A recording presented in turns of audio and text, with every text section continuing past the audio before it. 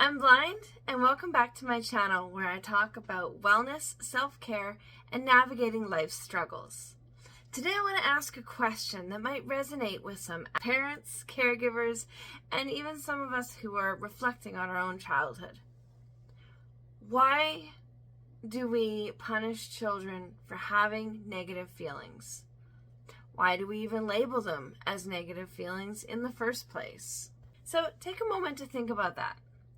As adults, we know that emotions are complicated. We get angry, we get frustrated, we get overwhelmed, and we have the tools and language to identify and work through those emotions.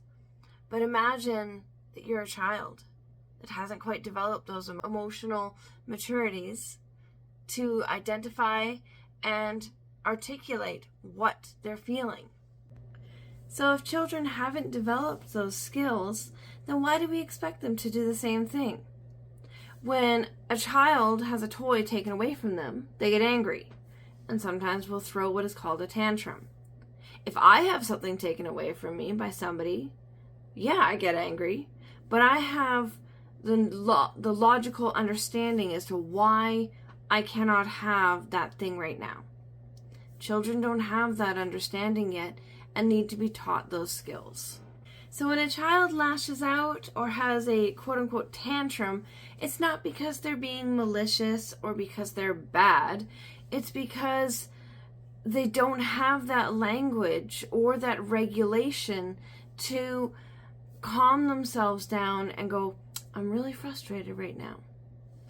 So maybe they're hungry, maybe they're tired. They also don't have that regulation to know, I'm tired, I should sleep. So oftentimes those emotions become even more manifested in tired children. So imagine for a moment being that small, having these big emotions, and not having the ability to understand them, let alone express them in a way that can be communicated. And then they are punished for having these big emotions because they don't know how to articulate them. Does punishing really teach anything? No. Most of the time, punishment for these big emotions, like stop crying, teaches children that having these emotions are bad. It's not okay to cry. It's not okay to be upset or angry because those are bad emotions. So, what can we do instead? So I have 5 strategies that we can use to help a child to understand and express their emotions as well as regulate those emotions instead of punishing. So here we go. So number 1 is to validate the emotions. Show them that having these emotions is okay. It's completely normal to be angry, upset, frustrated, sad, whatever the emotion is. Saying something like, I see that you're upset right now, and being upset is okay. It helps to validate the emotions and it helps to make it normal. So then we can move on to what they do with those emotions when they arise. Number 2 is modeling calm behavior. So when you remain calm and regulated, it shows the child that they can approach situations without panicking. Your energy can set the tone for the whole situation. Now this means that as adults, we need to be able to regulate our emotions in order to model that behavior for children. Number 3 is teaching emotional language. Teach children different words that they can use to put into place when they're having these big emotions.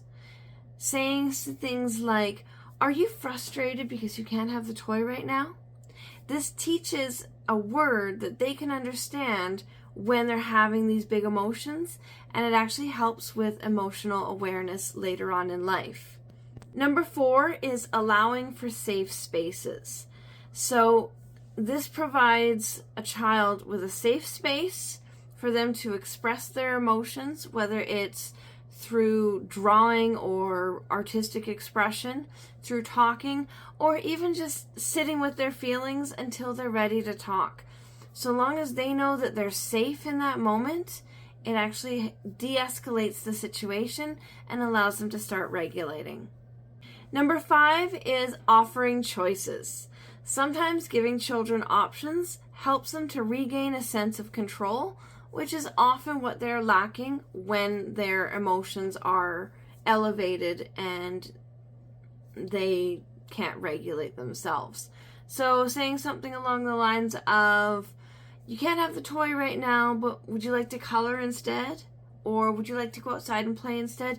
Giving them those options allows them to have that sense of autonomy and sense of control over a situation, which, let's face it, children rarely have control. So let's remember that children are little humans and they're just learning how to navigate a big world full of emotions. So instead of punishing children for having these big feelings, let's nurture them. Let's teach them how to express themselves and how to manage their emotions in healthy and safe ways.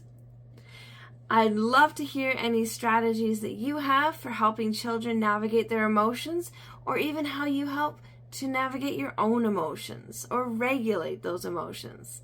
Please leave a comment down below if you have any suggestions or if you have any other questions like this. Please remember to like, follow, and share, and as always, thanks for watching.